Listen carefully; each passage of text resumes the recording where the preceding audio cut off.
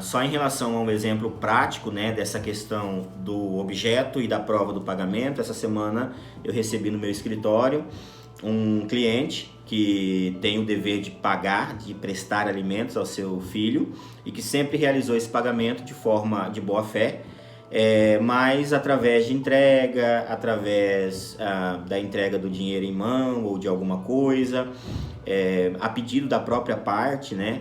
Só que sem se preocupar em pegar um comprovante de pagamento, um recibo, né, um documento que comprove. E ele foi surpreendido essa semana com uma ação de execução de alimentos, com uma cobrança de alimentos pretéritos, né? Graças a Deus não gera prisão esse tipo de alimentos, mas que ele não possui a prova do pagamento desses valores. E aí qual é a situação? O que faz, professor?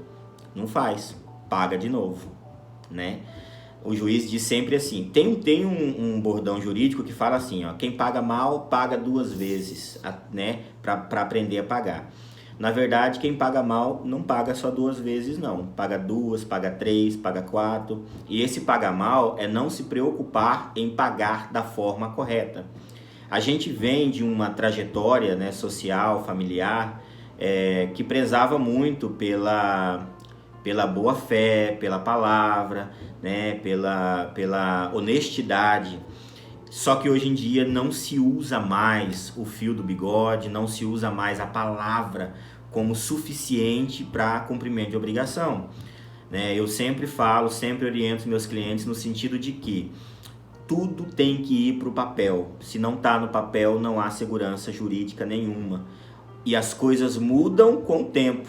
Às vezes, né, a melhor pessoa que você confia, que você acredita, amanhã pode ser que ela não esteja desenvolvendo o mesmo pensamento e que ela não esteja na mesma situação e que de repente ela vai te cobrar de novo. Então tudo tem que ir para o papel, tá? Em relação ao objeto e à prova de pagamento.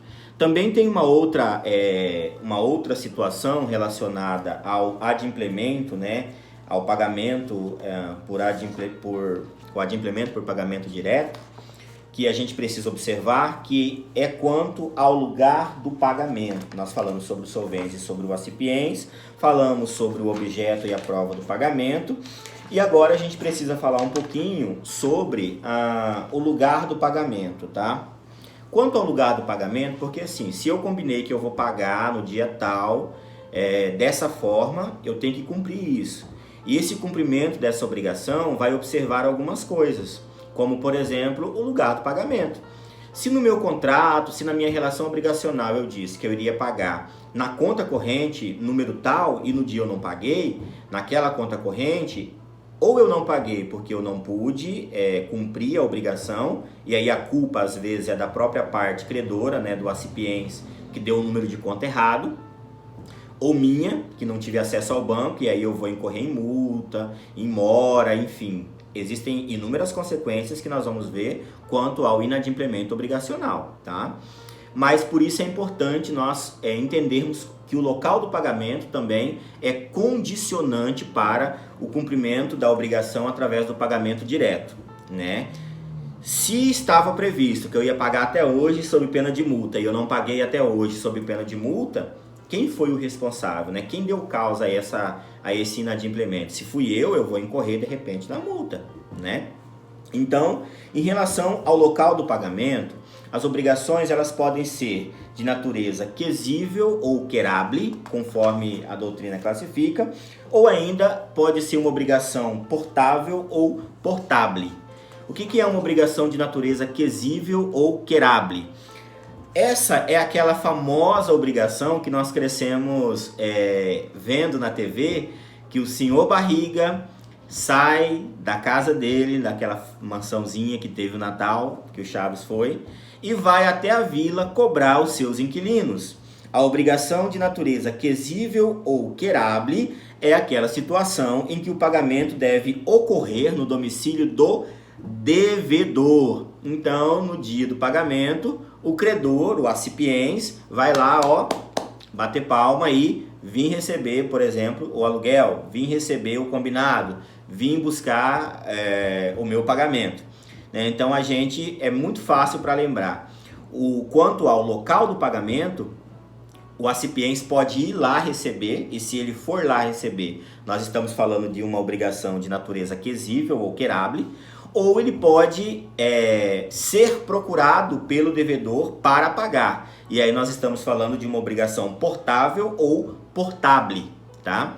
Então, quesível ou querable, lembra do seu barriga, indo na vila cobrar o senhor Madruga, né? Ele vai até o devedor.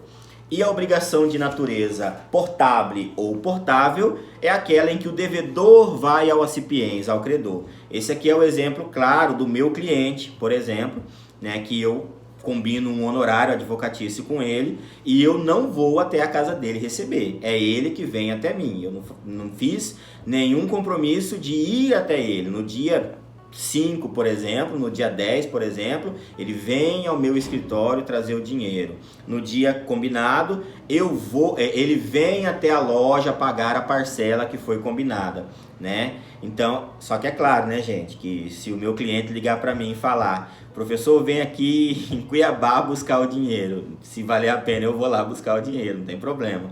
Mas só para fins de natureza, né, de cumprimento da obrigação. Por quê? Se quanto ao local do pagamento, nós combinamos que no dia ele iria trazer aqui e ele não trouxe, ele já incorre aí no inadimplemento. Ele não cumpre a obrigação como nós combinamos.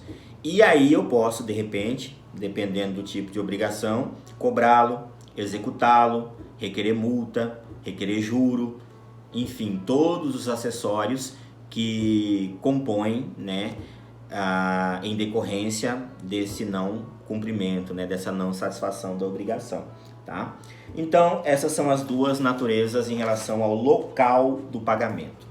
E ainda tem uma outra característica que é em relação ao tempo do pagamento, né? Em relação ao tempo do pagamento. O que é isso? As obrigações, elas podem ser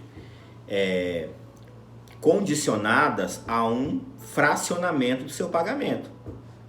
E aí eu tenho que observar se essa obrigação foi paga da forma correta, no lugar correto e na hora certa, no tempo certo, porque isso tudo vai influenciar no resultado final da obrigação, no valor, no cumprimento, enfim. Então, quanto ao tempo do pagamento, a obrigação ela pode ter o cumprimento dela de forma instantânea ou imediata, de forma diferida ou ainda de forma periódica. O que é isso, professor?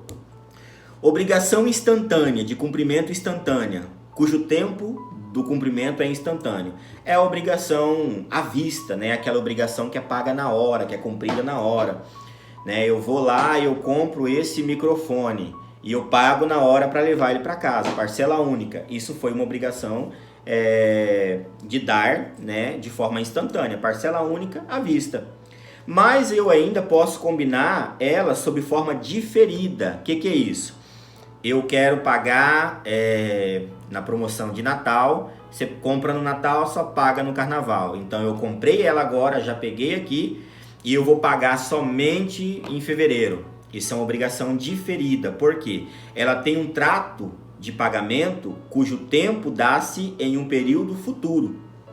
Isso aqui é muito utilizado principalmente nas relações obrigacionais maiores, viu? Por exemplo, o contrato de compra e venda de área rural, que aí você está falando em valores de 500 mil, 1 milhão, por exemplo, né?